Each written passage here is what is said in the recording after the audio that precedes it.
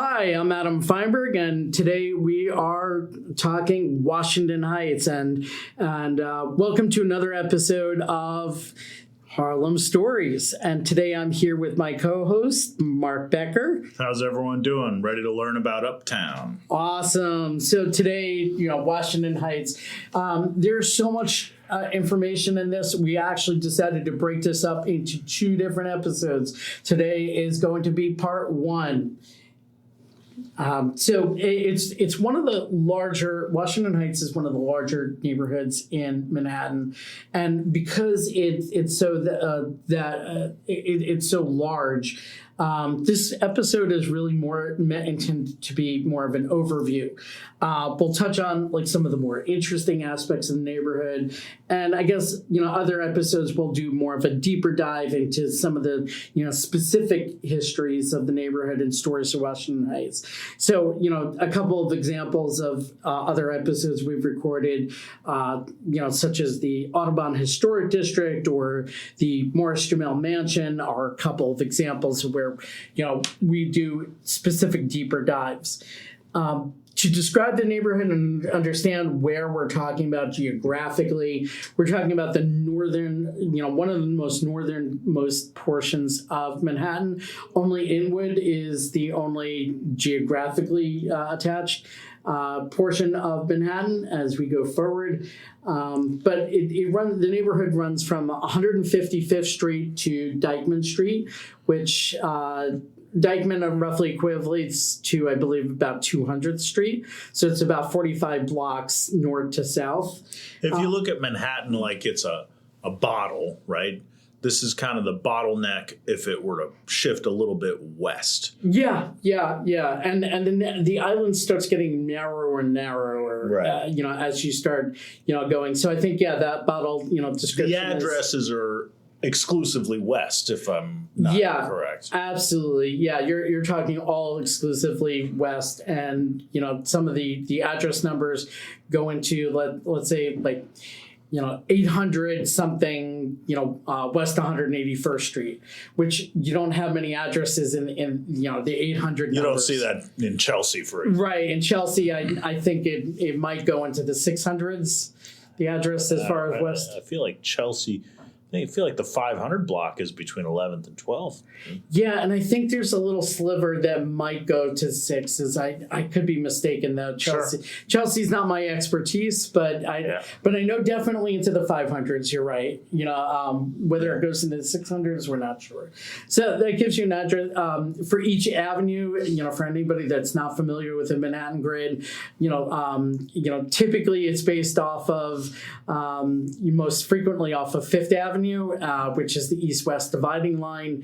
If you go within Fifth Avenue, 1 block east or 1 block west, it's 0 to 100, obviously depending on which side of Fifth Avenue you're on, east or west. Right. And then it goes, but typically, and this doesn't always hold true 100% of the time, but then it typically, for the next avenue over, it goes, divided up by the next 100 addresses. So, 0 to 100 if you're a block, the next avenue over will be 100 to 200. There are, I know this is a different topic and maybe we could cover it in another episode, but there are a few addresses, like for instance, if you're on between 2nd and 3rd on the east side, it's all 200, but occasionally you'll see like a 199 or something like that. Anyway. Yeah, there's and they're typically, when you see something like 199 or 201, those are typically more corner lots. Anomaly addresses. Yeah, so and sometimes those addresses actually have two addresses because they are corner lots. That's more often the reason you'll see that. I don't know if that's true 100% of the time, but I know at least most of the time when I've seen that, they tend to be that. All right, so given that we talked about the north south. On the west side is the west and east sides actually in these neighborhoods are actually really easy too. So the neighborhood borders are very easy to find. On the west side, it's going to be the Hudson River, and on the east side, it's going to be the East River. So the borders of Washington Heights aren't really much in dispute. Anywhere where uncommon in Manhattan. However, if you get into Hudson Heights, a lot of people, or some of these other sub neighborhoods, people might dispute some of the borders on these sub neighborhoods. Got it. So in terms of that, Washington Heights is named for Fort Washington. It's a fort that was constructed at the highest natural point in Manhattan for the Continental Army troops to defend against the British. Always goes back to that, doesn't it? Right? Yeah. Yeah, so it's kind of like there's so much of Manhattan history and so much of Manhattan that is so influenced by, our fight against the British and our independence. Absolutely. So I think that's always so cool, to go back and everything seems to always tie back to that. In terms of Washington Heights, it's the topography, as the name suggests. It's not just some of the highest elevations in all of Manhattan, but also has blocks with some of the steepest hills.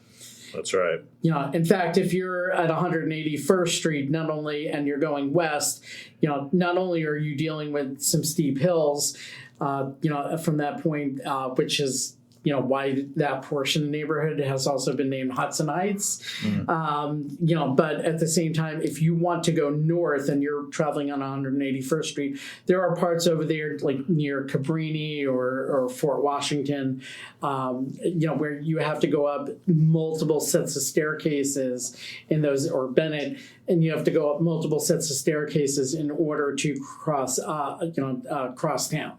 So the elevations there are intense. And while it didn't apply to this neighborhood, just to kind of give you a visual, anybody that's seen the movie, the Joker, where the character does that dance along those multiple stairways, which were actually filmed in the Bronx, on the west side of the Bronx. It's kind of similar to that in Washington Heights, where in order to get to like a particular block, you might have to go through, it's like 5 continuous or 6 continuous sets of stairs. So pretty steep. There's the one that comes to mind, I believe it's on 181st Street. There's a lot of great restaurants in that area, 181st. I want to say real close to that entrance to the West Side Highway, there's a real steep set of stairs that I think takes you up to Fort Washington Avenue from 181 and around Cabrini. Yeah. In fact, I think that's like one of the ones that I had in mind as well. That's probably that same staircase. And we'll talk a little bit more about that and connect the dots. For now, I do want to get into describe, from a higher level standpoint, these sub neighborhoods and the historic districts. So, we've discussed at length, and we've had additional episodes of like the Audubon Historic District and the Morris Jamel Mansion and Sylvan Terrace. All those we've had 2 different episodes covering that. From 100 Audubon Terrace, being the 155th Street to roughly 158th Street. The Morris Jamel Mansion and Sylvan Terrace, roughly from around 160th to around 162nd. So giving you a little bit of a sense, and even though we just covered in a whole episode for those that had not listened to that episode yet, talking about the Morris Jamel Mansion, it was originally built by British officer Roger Morris and his wife Mary. Ultimately, they wound up vacating the house as a result of the Continental Army and the rebellion. So they wound up vacating. Roger Morris wound up going back to Britain. His wife Mary, she went going up to her family estate in what's now Westchester. and just making sure that the family stayed safe. While it was vacant, the house was commandeered as a temporary headquarters by George Washington, and yes, he actually did sleep there. Wow. So ultimately it was his temporary headquarters for the Continental Army. The house sat unused for many years while local farmers used to farm the land, and later on the house was wound up purchased by another family or a husband and wife, and planning their family, Stephen and Eliza Jamel. And years had passed, and Stephen had died. Eliza remarried just a year after her husband had died, and she got married to yet another famous person, Aaron Burr. And her marriage to Aaron Burr, well, he was apparently a spendthrift, and she had worked really hard to accumulate the wealth she had and lost patience really quickly with him. And she filed for divorce just 4 months later. We talk all about all the details on this, but might as well go into the scandalous part of it. Is to handle Eliza Jamel's divorce, she wound up hiring none other than Alexander Hamilton's son, Alexander Hamilton Jr., to handle the divorce from Aaron Burr. Wow. So you get into this all scandalous aspects over it, because Aaron Burr, shot Alexander Hamilton in a duel, in that famous duel. So how's that for revenge? Not just filing for divorce, but hiring your enemy's son to be the divorce attorney. That would have made a great episode of Jerry Springer. Yeah, it would. And in fact, we that whole episode, that we discuss, it almost sounds like an episode of Jerry Springer, Founding Father edition. So, it's some real crazy stuff. Sylvan Terrace, it was the original carriage drive of the Morris Jamel Mansion and connected with Kingsbridge Road, which is now currently known as St. Nicholas Avenue. And it's just a one-block street off the traditional Manhattan street grid, paved with cobblestone, leading straight on to the Morris Jamel Mansion. And both sides of the street contain a total of 20 wood-framed townhouses that were built in 1882. They had wooden clapboard facades. And over the years, they had degraded, and then there was grants provided to restore them. They've since been restored, giving the block a unique, uniform, yet quaint feel to them. They were actually built to be middle-class housing for middle-class residents rather than for servants of the mansion, which is what a lot of people commonly believed. And if you want to learn more about that, we discuss more about the Morris Jamel Mansion and Sylvan Terrace as its own standalone episode of Harlem Stories.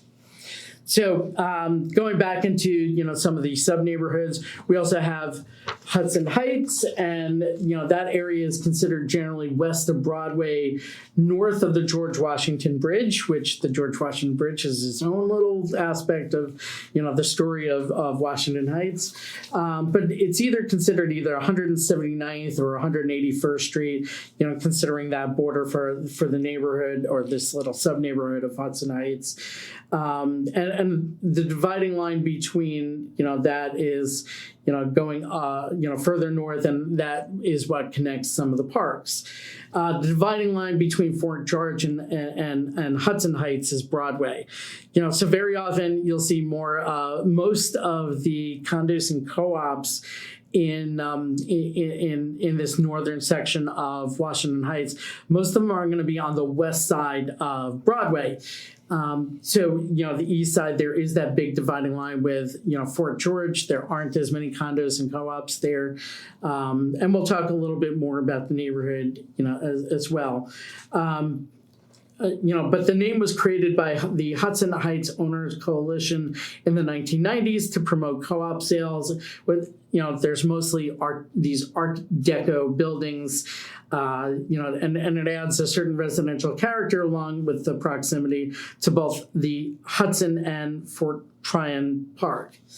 I guess there's been a lot of controversy with the name Hudson Heights because there's a lot of Washington Heights residents that don't approve of this sub-neighborhood and they consider it snooty.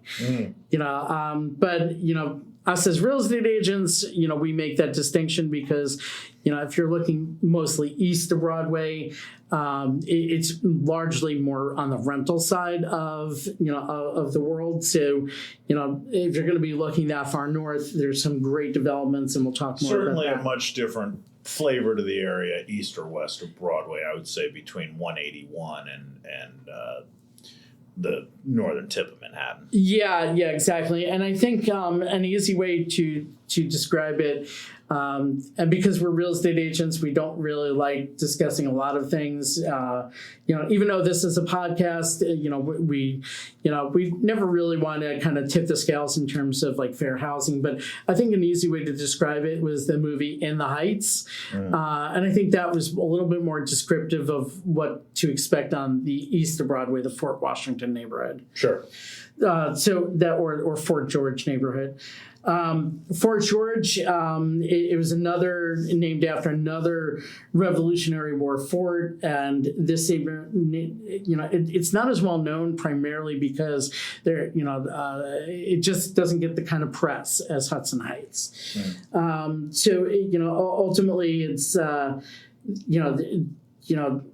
with that sub neighborhood designation, it's more of the southern portion of the neighborhood, and the 191st Street subway station, is one of those things that help characterize the neighborhood, and it's so deep underground that researchers at NYU determined that it would be a safe location from a nuclear explosion.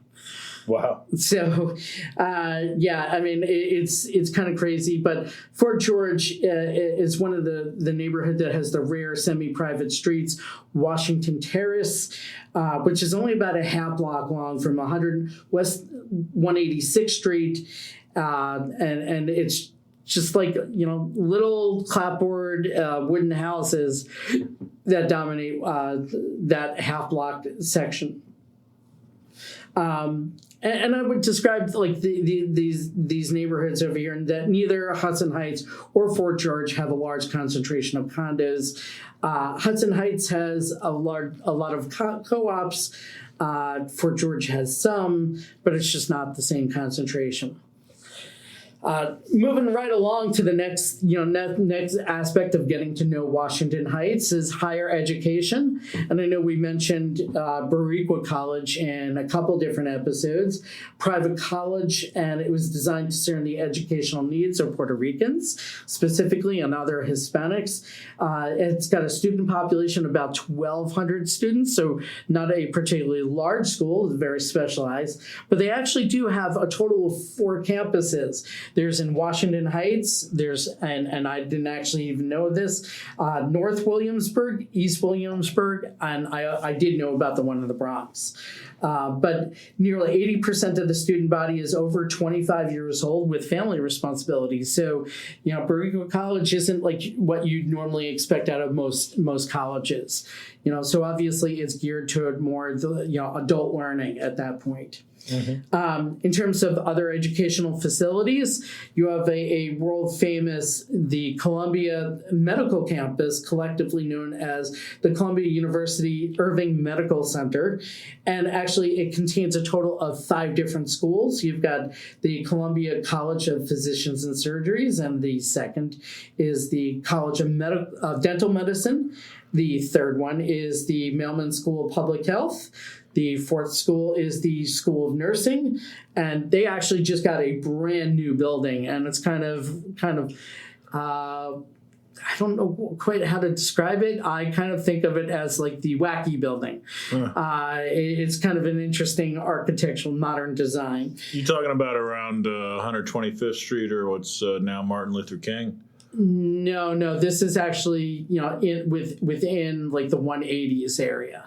Oh, north of the hospital then. Yeah, exactly. And the thing is, I know that like what you might be talking about is maybe like Toro College, I believe, or over the podiatry. by the old fairway on the Hudson over there. Yeah, I don't know of. Well, obviously you got Columbia now there, but Yeah. I didn't know of any other over there. But and finally the fifth school of associated with Columbia there is the biomedical programs of the Graduate School of Arts and Sciences. So already we have a rather significant university presence, and then add to it, and unfortunately they got hit by the scam artist of Bernie Madoff, but Yeshiva University, they had invested with him, and it's located in the Fort George sub-neighborhood. And this is also partially why that there's not these residents, so much residential, because it's also a combination of their campus. There's actually for those of us who eat kosher food, there's a great place called Golan Heights right by the Yeshiva campus. Great Middle Eastern food, kosher. And what's interesting about it is if you look at where the Golan Heights is located in Israel, it's kind of geographically similar, sort of that northeast portion as to where the Golan Heights Cafe is located in Manhattan. Anyway. Yeah, that's kind of a cool factoid over here. And actually, Yeshiva University has a total of 3 different colleges. Yeshiva College, there's the Sim School of Business, and then there's the, I believe that it's a women's only program, Marcia Stern Talmudic Academy High School. And I know that having graduated from NYU Stern, I've had a few people ask me, I'm like, oh, is that part of Yeshiva? I'm like, no, that's actually NYU, different Stern, different family. I think the women's school of Yeshiva is Stern. Yeah, that's exactly, I thought the same, so I'm sure you're probably correct on that. As with so many of our episodes, we because there is so much greenery in Upper Manhattan. I always like to talk about some of the larger parks that are present, in these neighborhoods. You've got the Riverside Park, the northernmost portion, the Riverside Oval, that only extends about a couple blocks into Washington Heights, where Riverside Park ends at the Riverside Oval at around 157th Street. So that gives you that aspect, and a lot of the people that live around the Riverside Oval, they volunteer, to help with a lot of the greenery over there and keep it well weeded and and pretty. There is Fort Washington Park, and as is a common theme in it, this park is actually named after Fort Washington from the Revolutionary War. And remnants of the original fort can be found at the site of Bennett Park, which also holds the distinction of being the highest natural point in Manhattan. The park itself is located along the Hudson from 155th to Dyckman Street to the north. And it's pretty much a narrow sliver of land and it widens a little bit as you approach the GW Bridge and the Hudson River Greenway that was built for pedestrians and cyclists. As you head a little further north, Fort Washington remains along the Hudson River to Route 9A, the Henry Hudson. But from 190th Street alongside the opposite side of 9A is Fort Tryon Park. And, obviously, since we're talking about the George Washington Bridge, there's also that children's book, The Little Red Lighthouse, and it's based off of the last remaining lighthouse in Manhattan, and the book is actually technically named The Little Red Lighthouse and the Great Gray Bridge. Huh. So, very famous children's book. And since the GW Bridge with its brilliant lights and 600-foot towers overwhelmed the lighthouse, it was decommissioned, abandoned, and then it was actually slated for demolition.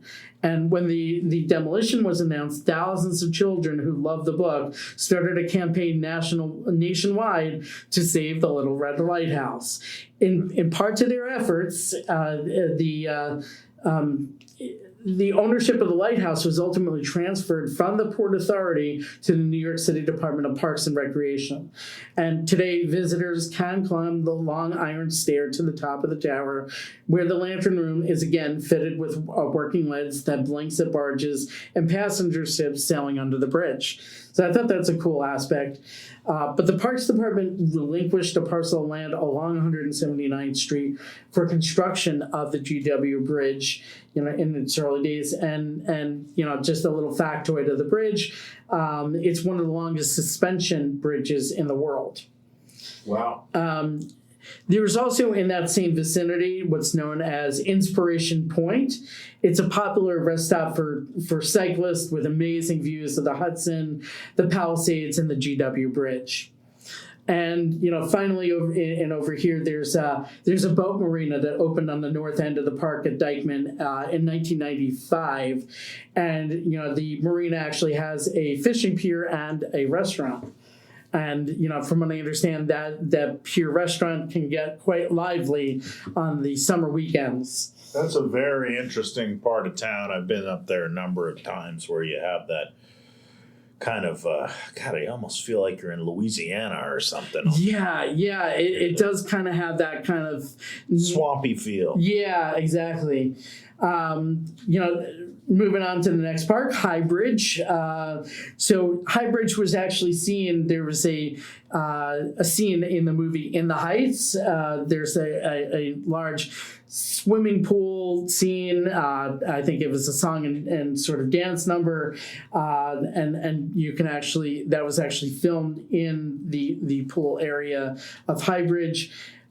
There's also a water tower adjacent to the pool, which we'll talk about in multiple episodes due to the nature of that, the importance of that tower.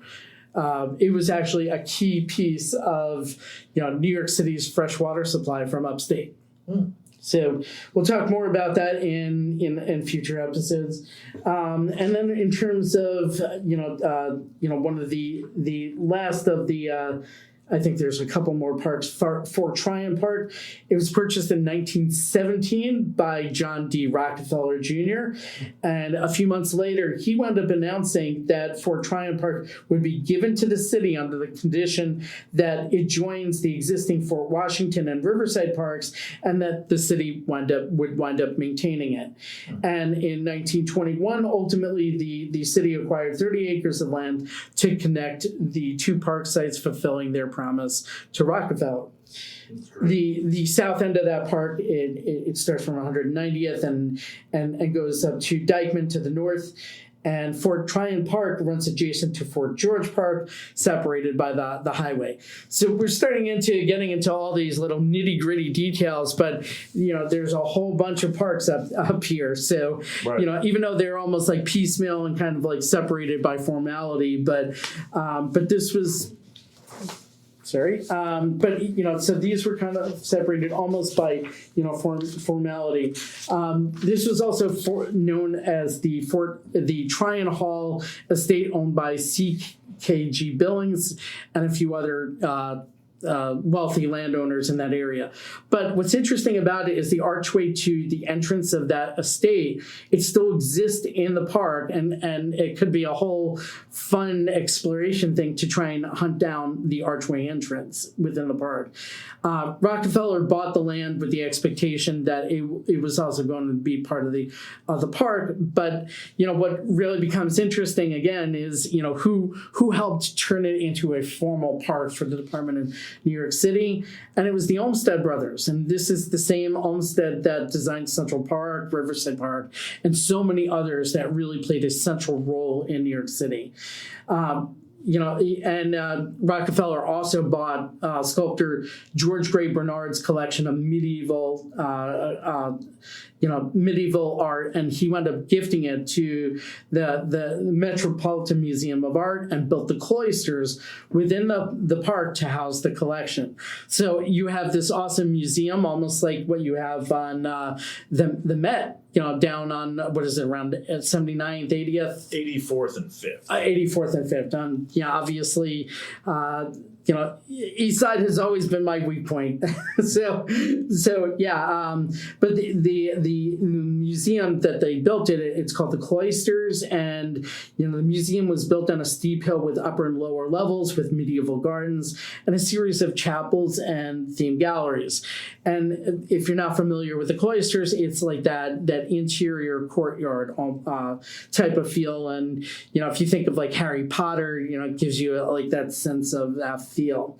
The design and the layout of the museum is intended to evoke a sense of medieval European monastic life. And ultimately, at this point, the museum now probably holds roughly around 5,000 works of art and architecture, all European, mainly from the 12th to 15th centuries. And, the information about the cloisters, it's so voluminous, that we could probably devote an entire episode to it. So, stay tuned. We'll make an episode just on the cloisters. Finally, the last park I want to discuss is going to be Bennett Park, and it's named for James Gordon Bennett Sr. He was a newspaper publisher who launched the New York Herald in 1835 on land he purchased in 1871. And most people know Bennett Park for one reason. It's the highest natural point in Manhattan, a total of 265 feet above sea level. Huh. So, while lower Manhattan is very close to sea level and parts of Manhattan are very close, this is obviously nowhere near that point.